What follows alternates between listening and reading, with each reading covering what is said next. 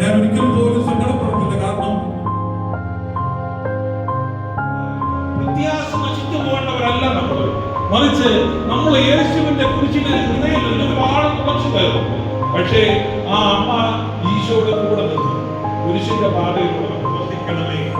നമ്മുടെ പരിശുദ്ധ കുർബാനയിൽ നമ്മൾ കാണാമല്ലോ,